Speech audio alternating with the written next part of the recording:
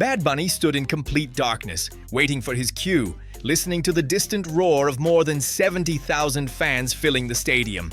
The noise felt alive, like an ocean crashing endlessly against invisible walls. Somewhere above him, massive lights were suspended in silence, ready to explode into color. Around him, dancers adjusted costumes, production crews whispered final instructions, and stage managers counted seconds with quiet urgency. But inside his head, everything slowed down. The Super Bowl was more than a football game. It was the most watched entertainment event in America, a stage where only the biggest artists in history were invited to perform. Legends had built their reputations under those lights. Careers had been elevated, mistakes had been remembered forever. The pressure was enormous, and everyone backstage understood it. But for Bad Bunny, the pressure felt different. He wasn't just representing himself, he was representing Puerto Rico, Latin culture, and an entire generation of artists who refused to abandon their identity to reach global audiences.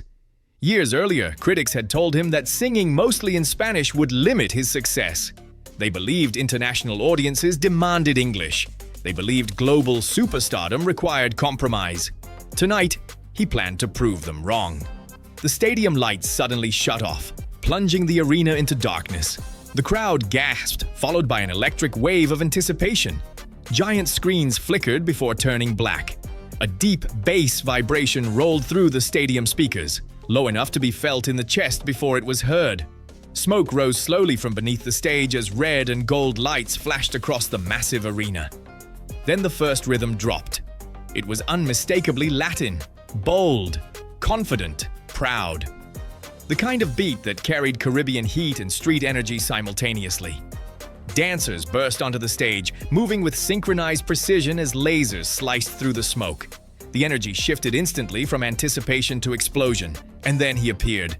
Bad Bunny stepped forward into the spotlight wearing a shimmering performance jacket, his sunglasses reflecting the lights of thousands of cameras.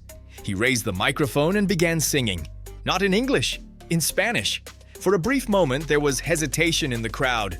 The Super Bowl halftime show had traditionally centered around English-language pop performances designed to appeal to mainstream American audiences. But hesitation lasted only seconds. The rhythm grabbed attention immediately. The choreography mesmerized viewers. The energy filled every corner of the stadium. Phones lifted into the air. Lights from screens shimmered across the crowd like a second constellation forming beneath the night sky. Fans who didn't understand every lyric still felt the emotion behind them, because the performance wasn't just about words. It was about identity, rhythm, and cultural pride. As the performance transitioned into its second segment, the stage visuals transformed. Massive LED displays showed neon city streets inspired by Puerto Rican nightlife, crowded dance floors, and vibrant urban landscapes. The dancers' costumes reflected Caribbean colors and street fashion, blending modern performance art with cultural symbolism. Every detail was intentional. Bad Bunny wasn't simply performing songs. He was presenting a story about where he came from. Years earlier, he had worked in a grocery store, packing shopping bags and dreaming about music during long shifts. He recorded songs inside a small bedroom using basic equipment, unsure whether anyone would ever hear them.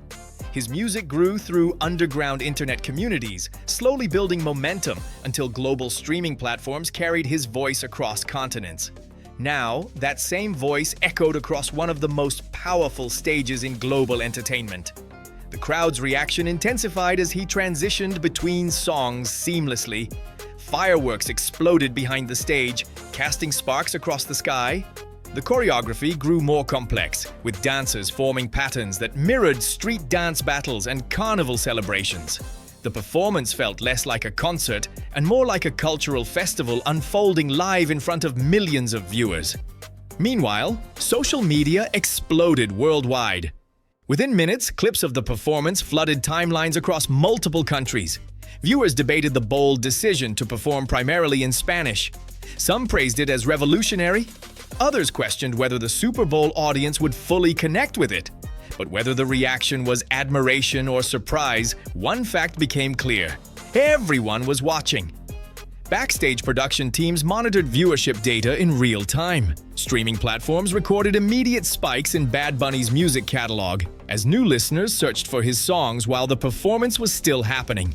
The halftime show was no longer just entertainment. It was reshaping global music exposure in real time. As the performance reached its emotional midpoint, the stadium lights dimmed again, leaving Bad Bunny standing alone at center stage. The music softened, shifting into a slower rhythm that allowed his voice to carry more vulnerability. The crowd grew quiet, listening carefully even if they couldn't understand every lyric. Because emotion doesn't require translation. At that moment, Bad Bunny symbolized something larger than music. He represented a generation of global artists refusing to alter their identity to reach international audiences. The performance demonstrated that authenticity could cross borders without explanation. The music gradually intensified again as dancers returned to the stage, building momentum toward the finale. The lighting transformed into bright gold beams sweeping across the crowd, illuminating thousands of faces dancing, singing, and celebrating together. Confetti cannons exploded, filling the stadium with shimmering fragments reflecting the stage lights. The final song erupted with maximum energy. Massive screens displayed fast-paced visuals of Caribbean nightlife, street art, and cultural symbols blending with futuristic stage design. The choreography expanded across multiple platforms, creating a layered performance that filled the entire arena. As the last beat echoed across the stadium, Bad Bunny stood still for a moment, breathing heavily, absorbing the sound of 70,000 voices screaming his name. The noise was overwhelming, louder than anything he had experienced before. For a brief second, the grocery store worker from Puerto Rico and the global superstar standing under stadium lights felt like two separate lives colliding. Then he raised his hand toward the crowd, and the stadium erupted. When the lights faded and the football game resumed, the cultural impact had already begun spreading worldwide. News outlets analyzed the performance. Cultural critics debated its significance.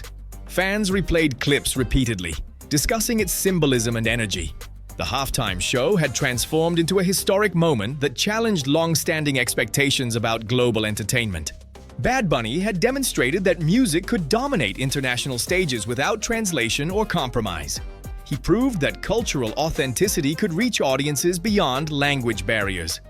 Later that night, headlines around the world repeated a similar message. Bad Bunny had changed what global superstardom looked like.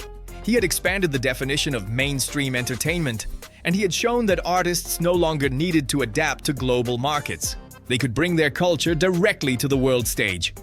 For millions of viewers, it wasn't just a performance they watched. It was a moment where music, culture, and identity merged into a shared global experience. It showed that entertainment could unite audiences through emotion rather than language.